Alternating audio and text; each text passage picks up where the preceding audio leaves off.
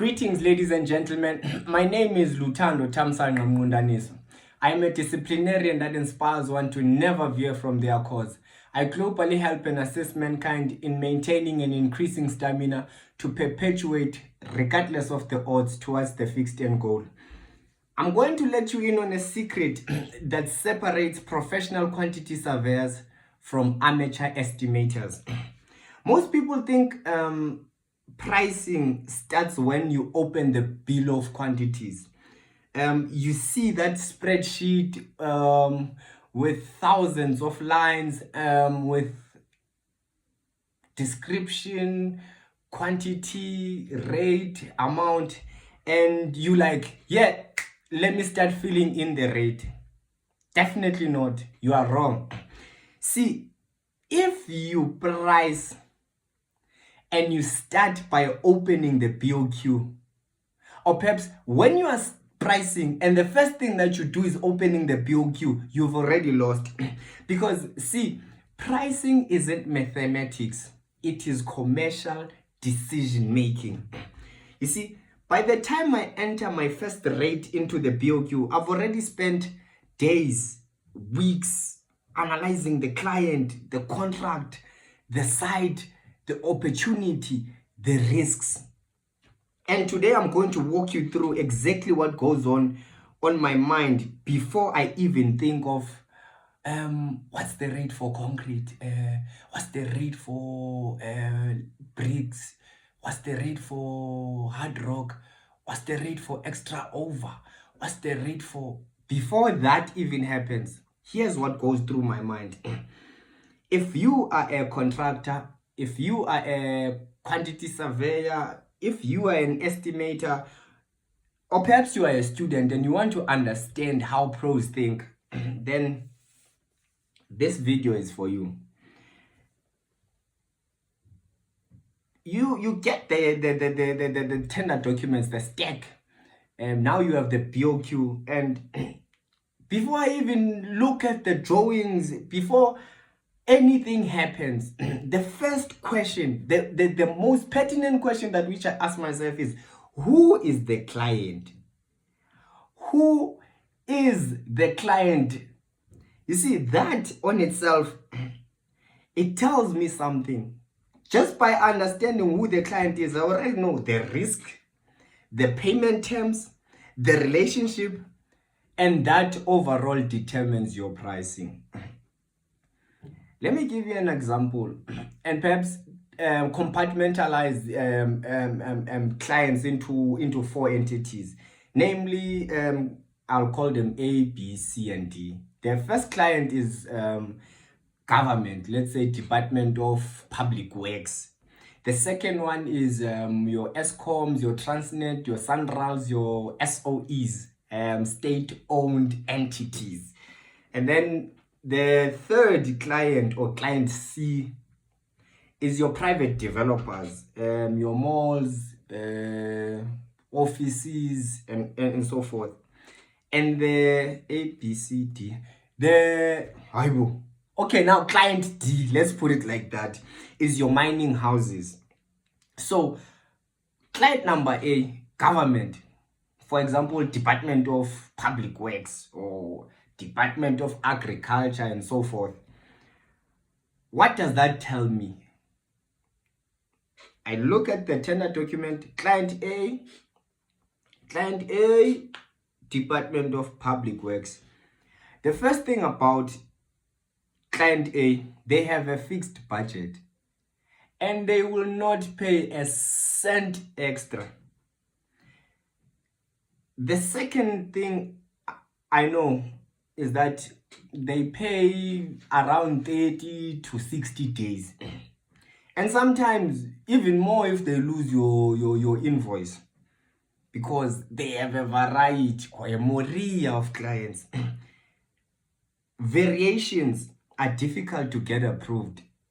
And when I price for client A, I price carefully, I add contingency, and I never assume that they will pay me extra, because they have a lot of policies that guides them. or perhaps even to approve a variation would need to move from this level to this level, from this level to this level, so they take a while. Many a time they don't even approve them. So when I price for client A, I don't even think or perhaps assume that they will pay me more. Client number B is your SOEs, your state-owned entities. These are your Escoms, your Sunrals, your Transnet and the likes. They have their own contracts. Usually NEC, GCC, and sometimes FIDIC.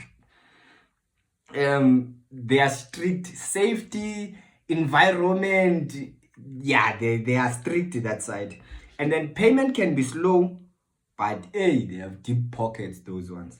So I price for cash flow.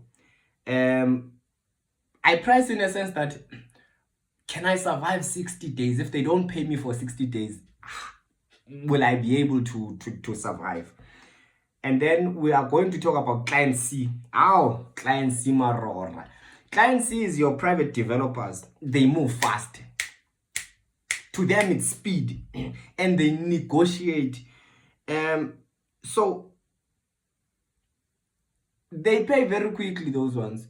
Usually the turnaround time, the earliest is a week or two. But let's say 14 days. Now, when I price for client number C,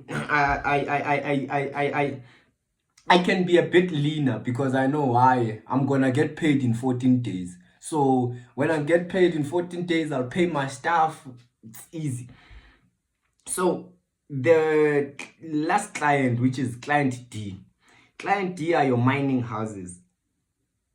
I said client B, which are your state-owned entities. As far as safety and environment compliance are concerned, they are strict. Mining houses, which are your client Ds.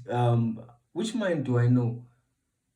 I don't even want to call them by name, but De Beers, Anglo America, but yeah, your mining houses, Rand Refinery and the likes, they are ruthless with safety and quality.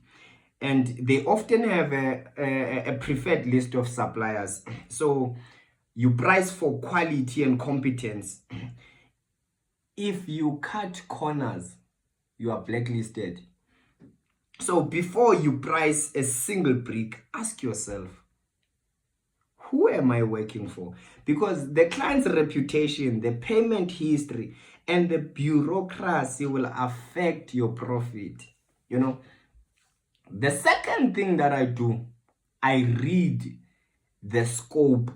Do not touch the BOQ yet. I haven't even thought about opening the BOQ. I'm thinking to myself, what's the scope? What's the work that I'm doing? You know, the mistake that kills contractors is that they open the BOQ first and start pricing without understanding what they are actually building. I ask myself questions like, is it a new building or is it a renovation? If it's a renovation, there's a risk. So you are painting this wall, or perhaps, okay, we want to change the plastering of this wall. You scrap this wall only to you don't know what's behind the wall. Maybe someone kept their money there. So you don't know. There's a lot of risks when it comes to renovations. So you'll have to, your risks are already high. Is this a road upgrade or is it a new road? Because if it's a road upgrade, it means there is traffic accommodation. Hey, and that thing is a nightmare. Are we building a hospital, a school, or a warehouse? You know, because the standards are different. You know, a hospital has strict infection control requirements. So I was pricing a clinic, you know. So the scope says install new, perhaps the scope says install new roof, but buried in the line, in the scope, there was a line that says this roof to be designed to accommodate future solar panels. That meant I should price for roof, or perhaps a roof with a heavier structural load. And if I had been read the scope, I would have underpriced the steel for the roof. You see, because if it's a roof that is, it's rafters, even if it comes, it's steel. Because I haven't opened the BOQ, the steel, the tonnage for a heavy structural load is way higher than when you are just doing a normal roof. And in everything that happens, insofar as the scope is concerned, read every single word. And take the scope as a poem, dissect it. The scope tells you the intent of the project. When you understand the intent, you understand the risk. The third thing that I do is I read the contract. And the contract is where pros are differentiated from amateurs. You might price very nice, but if you sign a contract that transfers all the risk to you, you will lose money. Common construction contracts, just to name a few, we have your JBCC, Joint Building Contracts Committee, which is more in the building works, common in building works, yes. And then you have your NEC, New Engineering Contract, mostly in civil engineering, and GCC. GCC, yeah, for government works, they like GCC. And then you also have FIDIC, your red book, your silver book, and the likes. So as far as risk is concerned, or as far as the contract is concerned, the clauses that which I look at are risk and indemnity. Who is responsible if a worker gets injured? Who is responsible if a storm damages the site?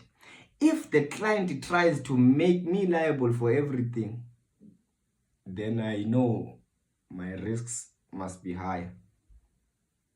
And I also need to incorporate risk in my pricing. So when I price, I also know that in my rate build-up, the percentage for the risk is a little bit higher. If anything goes wrong and the indemnities and the risk are on my side as the contractor, then I also need to price that. If the design changes, variations, do I keep, if the client changes the design of like the house, I know akusaya nyaka 3-room nyaka 4-room, do I get paid for it? And importantly, what's the markup? Some contractors or some contracts allow for, it's usually 10% for overheads and profit. Others don't even pay you extra. They'll use that rate that which you have priced. The second clause that you need to be cognizant and look at is delays, time risk. If the client doesn't give me access to the site on time, can I claim an extension? Is there unforeseen ground conditions? Can I claim if the client says no claims for delay, then I'm going to add massive contingencies. Like, we live in South Africa. When you're thinking of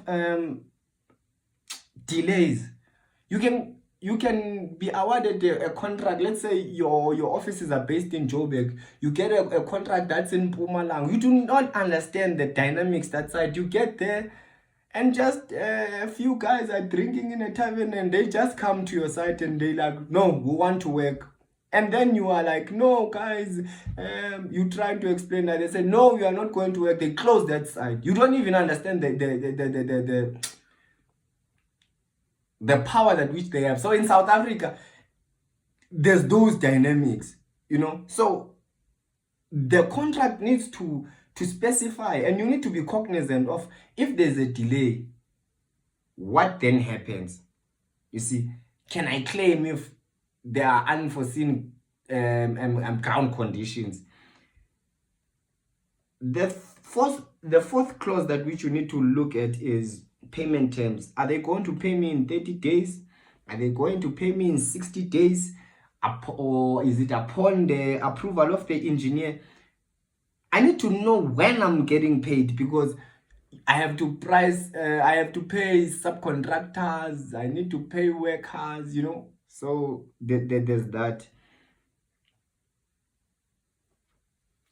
The fourth thing I incorporate, or perhaps put into consideration when I am pricing, or perhaps before I even open the BOQ and I'm pricing, visit the site. This thing of quantity surveyors and estimators pricing using looking at the site, what's this thing called? Not Mark Zuckerberg, Google, Bill Gates. This is where you get out of the office and visit the site.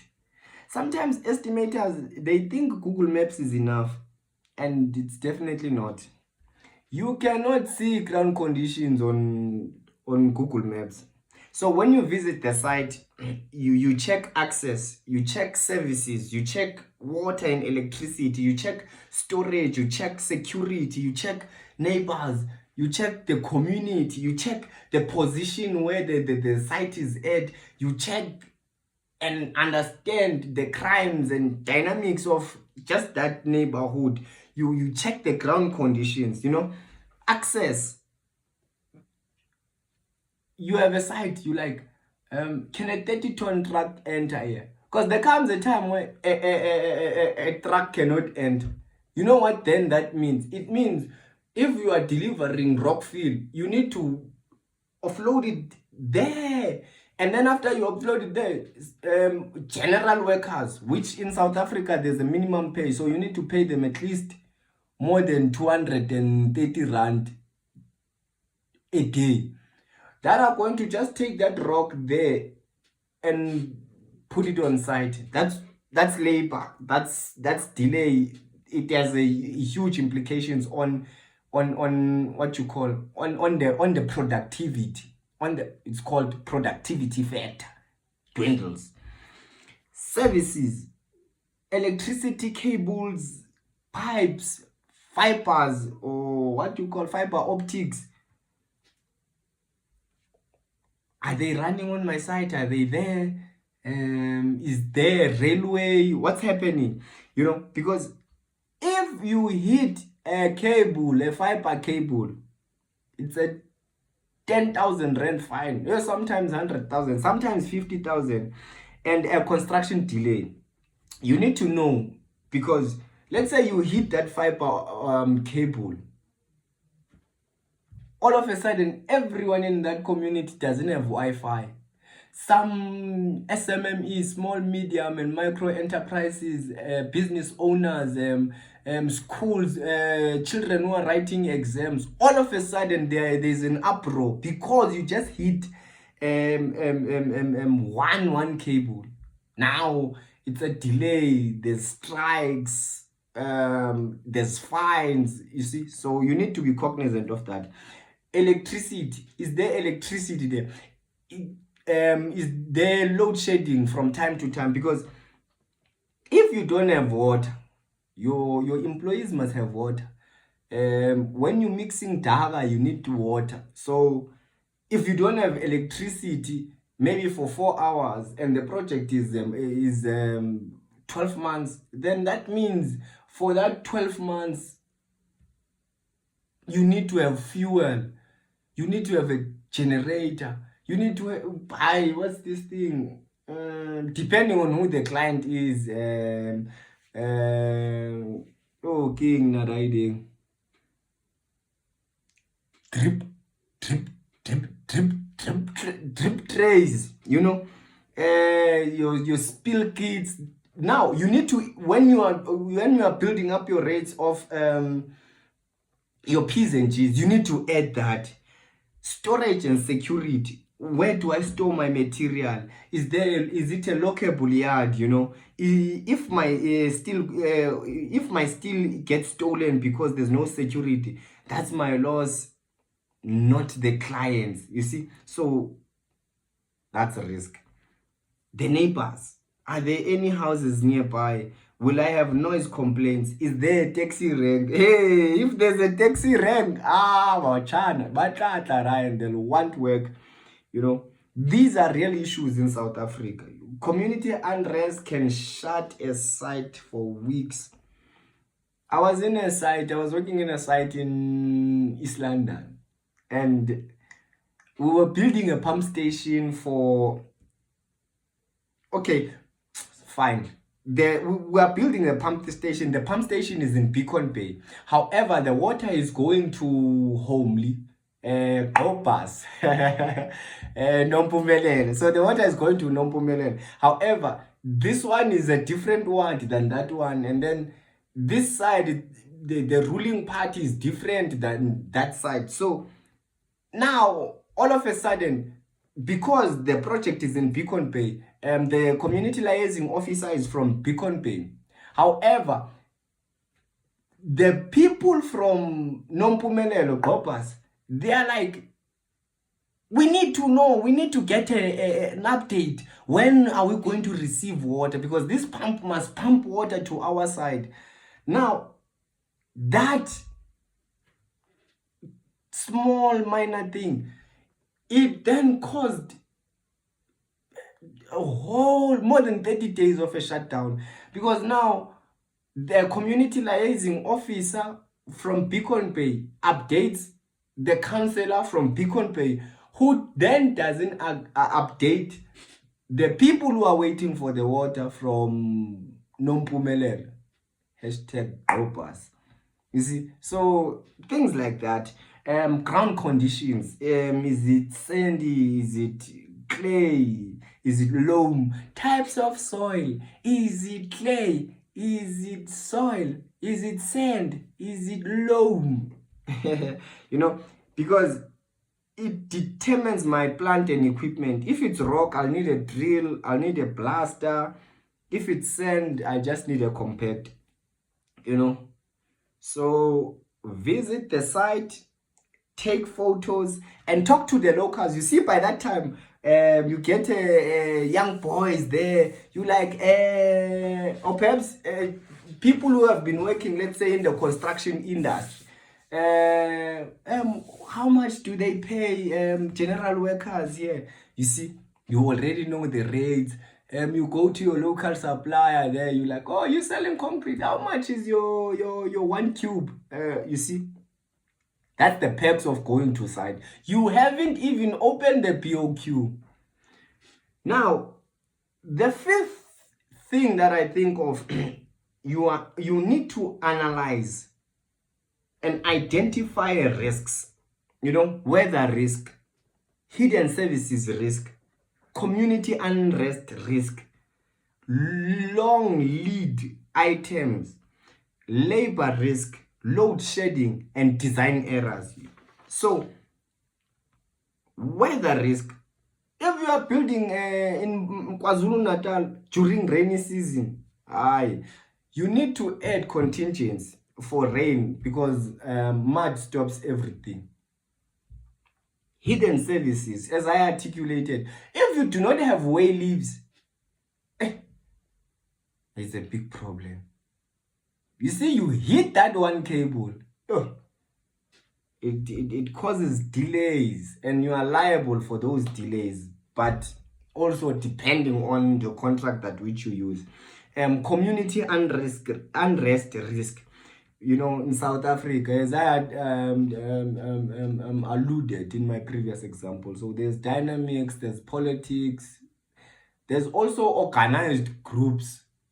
You know, there's the construction mafia as well. We cannot shy away from those items.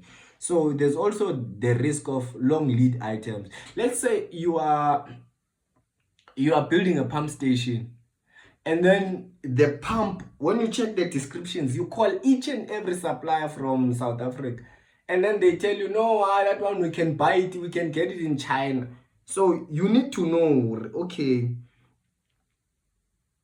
I need, if the shipping cost doubles, I need to incorporate escalation, or perhaps be cognizant of escalation clauses.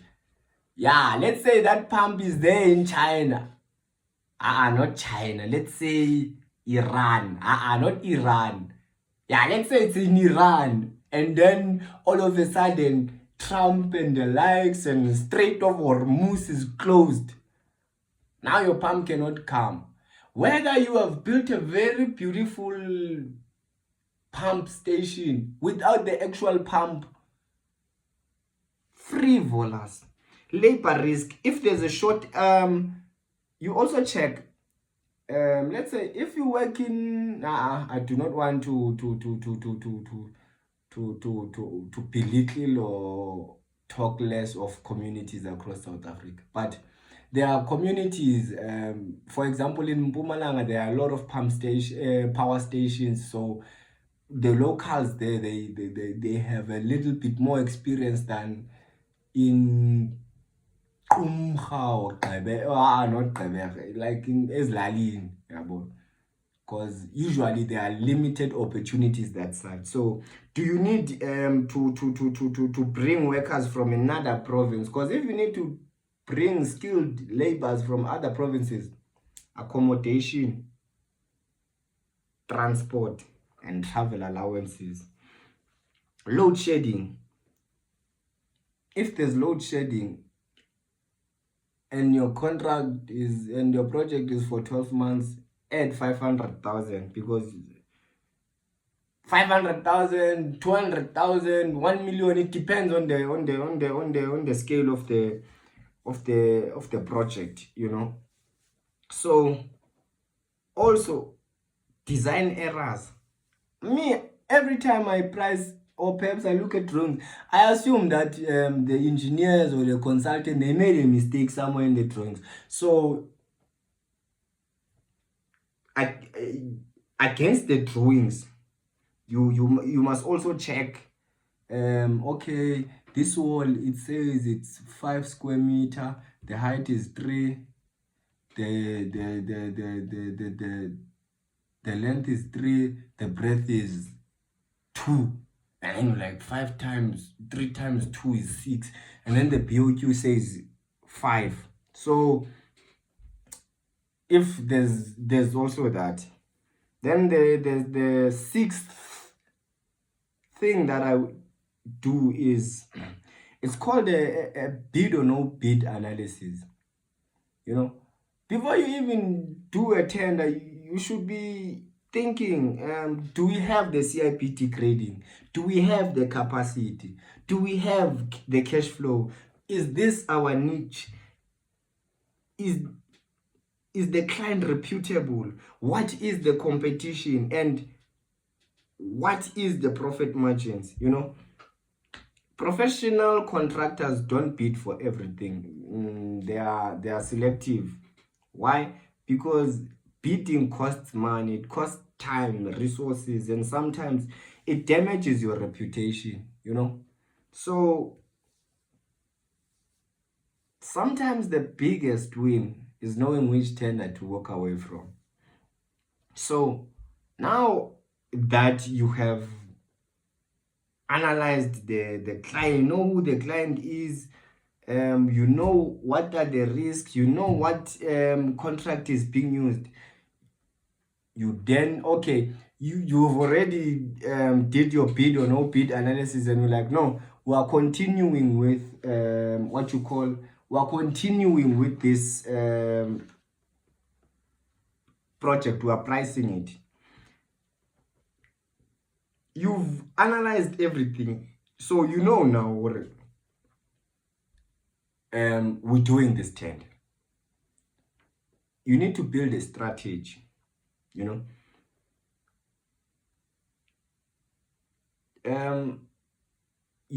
Various okay, I'll list the strategies, like 5 strategies that which I incorporate when I'm pricing. The first one is aggressive pricing. And by aggressive, you know, aggressive is but in construction, you actually not you want the job, yeah, boy. So the margins are low, you see. The tenderize referred to. So grammar and language and construction, and if you are in construction, your English teacher will have a problem with you. So aggressive pricing strategy number 1, you see, low margins, high volume. So this one, the main objective when it comes to that, it's when you want to win a tender. You know, you price lean, you cut overheads, you negotiate hard with suppliers. Let's say, for instance, you get let's say you are a facilities management company, and the client is like, can you please come and install, supply and install, what you call, what's this thing? Air conditioners. Because you have already seen the client, the reputation, you know, okay, yeah, I've seen on the news that they have chased their securities, and then the employees are not happy with the cleaning. So you already see that there's opportunity, you know. And then now you're like, okay, it's fine. I'll supply and install this air conditioning. Then what you do, you actually go to the suppliers. You're like, how much is one air conditioner? It's like, it's 20,000. Okay, so I'm going to buy. When I'm buying 5, how much would? Oh, you like, when I'm buying 3, how much would you make it? How much would you give me discount? And then they give you that brand. Like, no, let's make it 5. You see, you negotiate with the supplier. Yeah. And then that's how you can make money in this strategy, you know. And then the second strategy is conservative pricing, high margins, low risk. Here it's like you are full, man, and then you're like, do I do sushi? Yeah, conservative pricing is like dessert. Yeah, it's like you already ate, but you want to explore dessert. Yeah, and it's when you are already busy and you don't need the job, you see. Its main objective is to protect profitability. And many a time when you are conservative, you actually, depending on the market, but when you are conservative, usually you are above market, and the win probability it dwindles. I just wanted to use the word concatenate, not concatenate. What's this thing now? When it goes down, trickle. Not trickle. It cascades. Yeah, I wanted to use that word, but it's not in this context. The third strategy is when you are pricing for cash flow. You see, when you are in pricing for state-owned entities, you front load. So let me make an example. Your P's and G's are for your P's and G's are 50 million. The actual execution of the works is 50 million. But now, because you need to pay the workers when they're doing the actual execution, and then your overall tender price is 100 million. So when you are pricing for cash flow, you are like, the preliminaries in general are 70 million, and doing the actual job is 30 million. You end up to that 100 million overall, but you have front loaded here in the preliminaries. It's when the client pays low. I told you, these state-owned entities, hey, they take at least 30 days. And at least 30 days for projects less than 50 million. For projects more than even 20 million, they pay after 60 days, and they tell you see. So container, site establishment, then they pay you, bah! And then now I can pay my employees for the next 3 to 4 months. And then you have priced leaner on the actual rates. Your excavation rate is a little bit low. But if the client audits the rates, they will question them, And then you have market entry pricing. This strategy is like, so it's when you want to enter a new sector, you want a new client. Here you deliberately lower your margins. You just want to, And the last strategy is fixed price strategy. So am I going to come to the client? Usually, this one is for client number C, your developers. You're like, I can build this mall, and this mall, now that it's January, I can finish it in November, and in December you can make money. Just give me 50 million, I'll deliver this project. If something goes wrong, it's our problem, So it's that, So the 8th thing that you do, now that you have done everything, you have done the client analysis, the site visit, the risk assessment, you have a pricing strategy, only then do you open the actual BOQ. This is the moment where people start with opening the BOQ is the first thing that the people do. But by now, because you have watched this video, that's the last thing you have done. Because by this time, when you are opening the BOQ, 80% of the job is done. Labor rates, you already know the local artisans because you visited the site. You have already know the material rates because you've went to those suppliers. You know the plant rates, you know the risk allowance, you know the overhead. And when it comes to plant, there are times where, you get to Eastern Cape, and then to hire an excavator is very cheap. It's like 6,000 a day. However, the excavator is not in Eastern Cape. It's still in Eastern Cape, but it's that side of, let's say it's in Gqeberha, and you have a project that's in Qonce.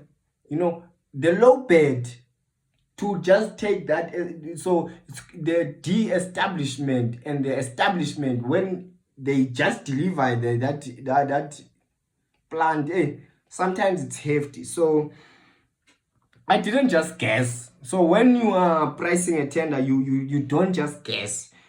Every rate I enter is supported by a quotation, a calculation, or perhaps a commercial decision. So by now I already know material. Let's say, for instance, I'm doing a brick wall. I know my material is 250, my labor is 120, my plant is 30 rand, my subcontractor management is 40 rand, my overheads and profit is 60 rand. Now overall my price is 500 per square meter. Now the client comes, they want to negotiate. They like, instead of making it 500, can we make it 480, you already know, okay, my profits and overheads are 60 rand, so I'm just losing 20 rand, you see. So it's easy. And if you know the rate build up, you know exactly where the money is going. And if you need to reduce your price, it's easier, and you know exactly where to cut.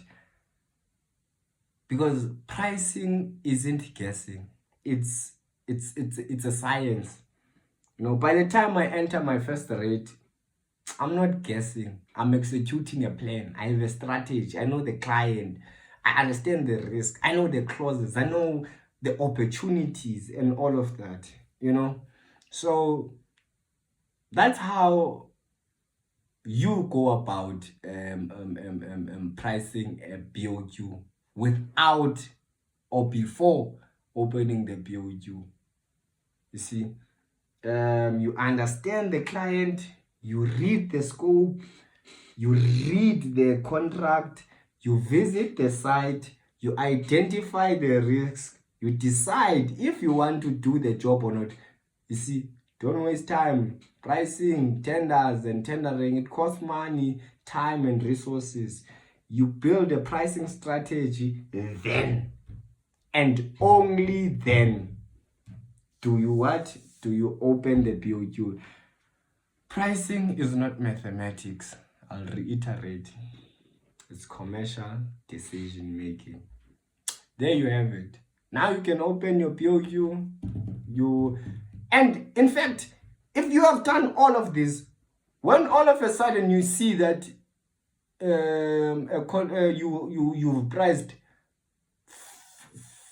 4,000 for concrete, you'll see, man, okay, maybe I made a mistake or something. So what I would advise, if you are done pricing, leave the office. If you are smoking, go smoke. If you want to take a walk. Yeah. And then come back with fresh eyes, or come back the next day, look at the BOQ again, you know. Did I make a mistake and all of that, you know. Thank you very much, ladies and gentlemen. Until again. So my first 10 videos, I'm not editing, I'm not doing anything. It's just to make sure that this can be a testimony to someone else, that you can start small, you can start scrappy, but you think big. You have a vision. You know, many a time the problem is not what you have. Or maybe many a time the problem is not what you don't have. You know, it's what you don't know with what you have. Because now I must do content. How do I make that click on this thing? How do I make that YouTube pop? How do I create which song do I get for my intro? I wanted to open a YouTube channel, but this and that. No. You have your phone. Your phone can record. Us, we will watch you even if you are in the clouds. It's fine. Thank you very much.